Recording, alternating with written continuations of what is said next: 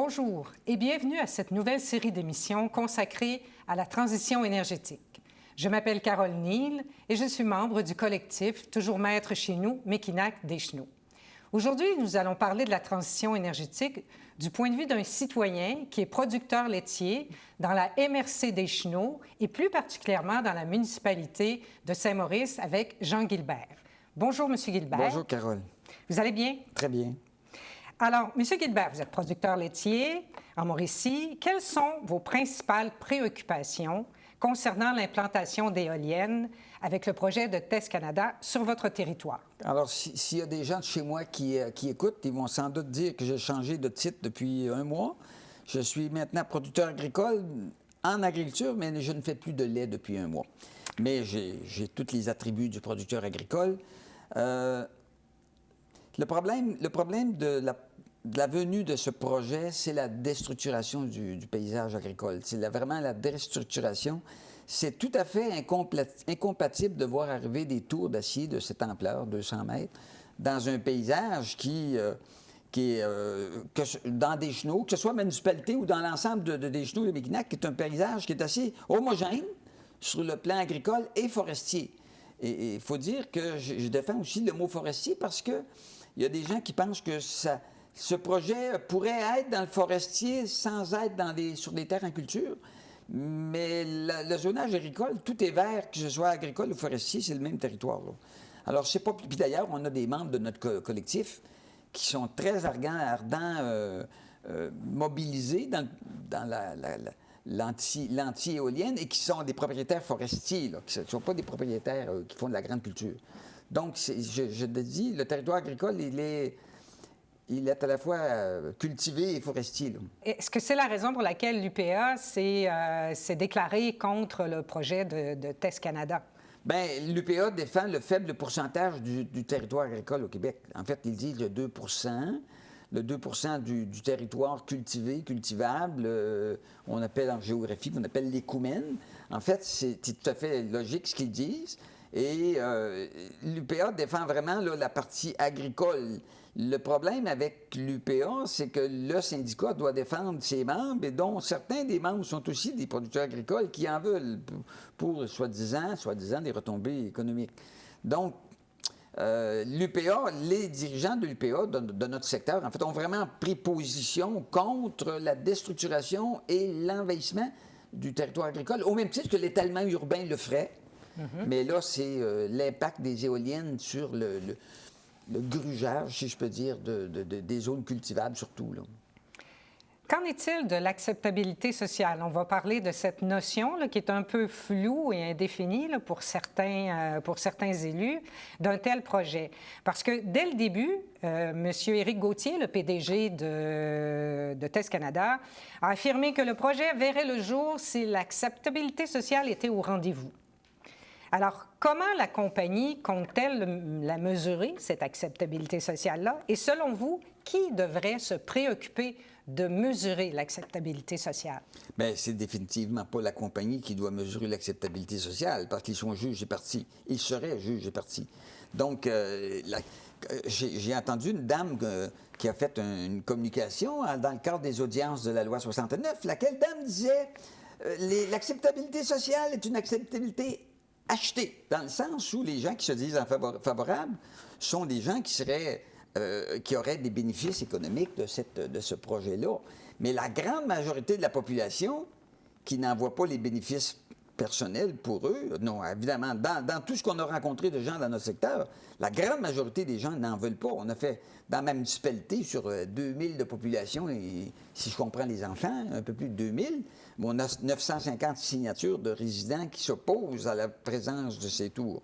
Donc, nous, ce qu'on défend depuis le début, c'est que si bénéfice il y aurait bénéfice pour un minimum quelques individus, mais les impacts négatifs seraient généralisés à l'ensemble de la communauté. Alors, ça n'a aucun sens au niveau de l'acceptabilité sociale. Et est-ce que vous croyez que les élus, nos élus, parce qu'on reste sur le même territoire, devraient la mesurer, cette acceptabilité sociale-là? Bien, c'est sûr que ça prendrait un référendum dans nos MRC pour vraiment connaître l'opinion réelle des gens, et non pas, présentement, ce qu'on sent, c'est que les élus, eux, ont toujours défendu, je veux dire, des gens qui ont de l'influence dans leur milieu. Et souvent, les gens qui ont de l'influence sont les gens qui ont des connexions économiques et politiques, etc. Donc, les élus ne veulent pas mettre une certaine frange de leurs citoyens à dos parce que ce sont des gens qui ont soi-disant, qui auront une certaine influence sur leur territoire.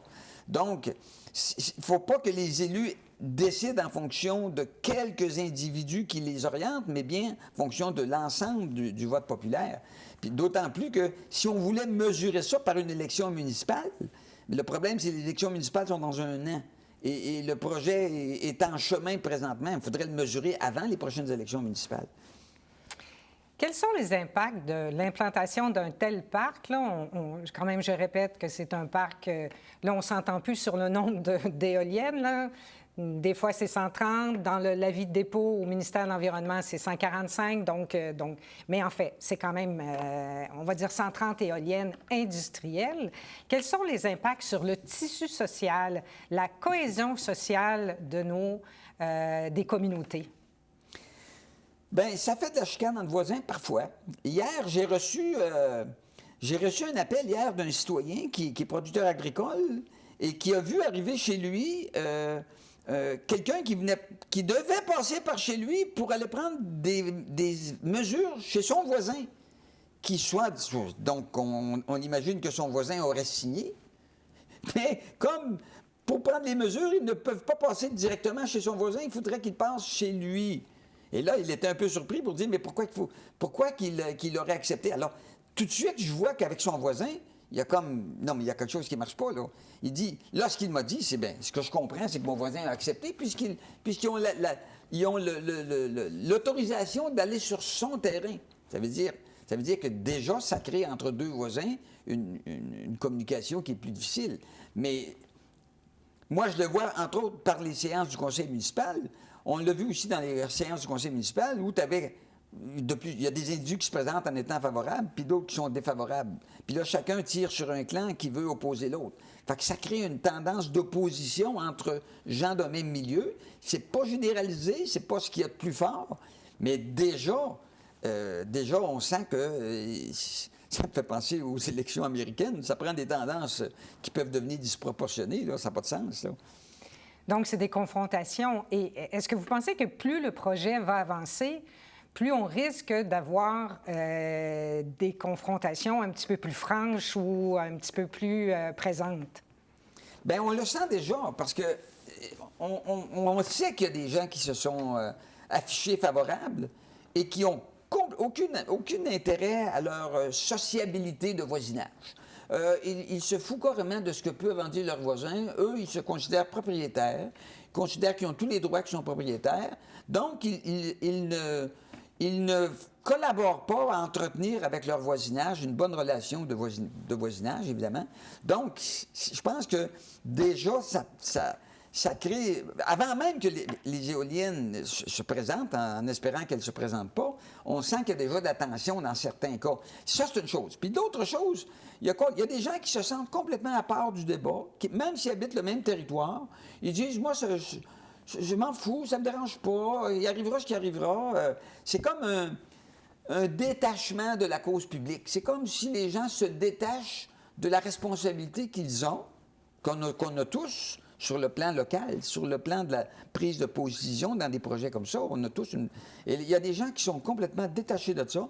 Donc, sur le plan de l'engagement social, moi, je trouve que présentement, ça crée un désengagement social.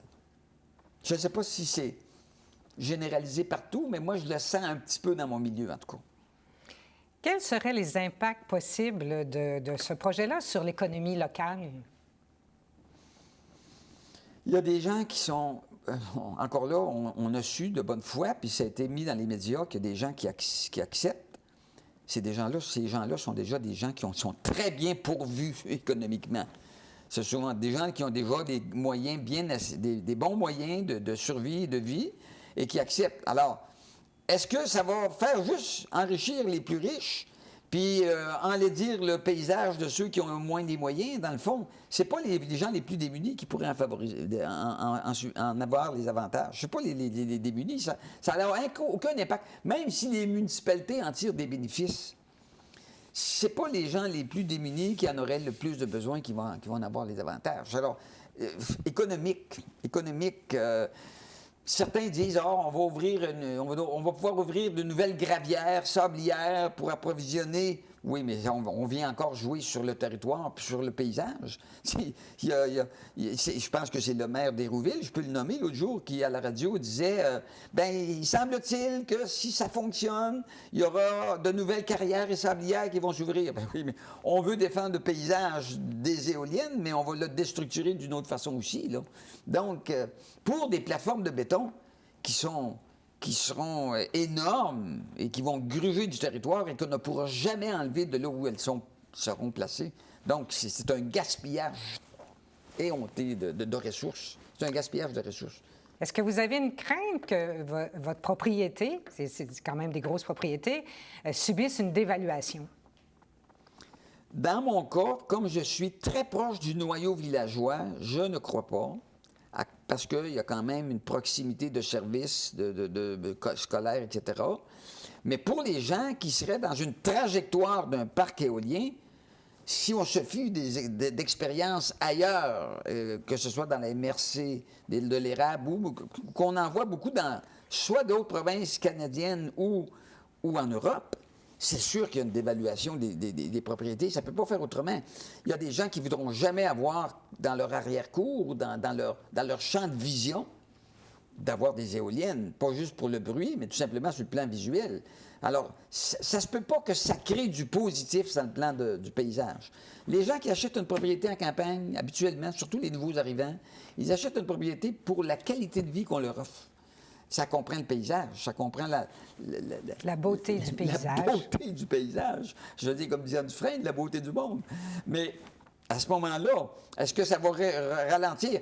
Quand on a commencé nos rencontres, je me rappelle, la première rencontre qu'on a tenue à l'église de Saint-Maurice, il y a une dame qui est venue de la rive sud de Montréal et qui disait « Moi, je planifiais revenir m'installer dans la région, mais c'est pour avoir des éoliennes. Il n'y a pas question que je me rachète une maison proche d'un parc éolien. » C'est la première rencontre qu'on avait eue en février 2024. On avait eu tout de suite ce commentaire-là. Ça veut dire que si elle le pense, il y en a sûrement d'autres qui le pensent aussi. Des gens qui vont choisir de s'installer dans un endroit où ils n'auront pas ça dans leur champ de vision. Surtout pour des tours de 200 mètres. C'est pas des petites éoliennes minuscules, là. C'est énorme, là. Écoutez, je vous remercie, M. Guilbert, d'avoir participé à notre émission. Ce fut très intéressant. Et à vous toutes et tous, je vous invite à la prochaine rencontre. Bonne semaine.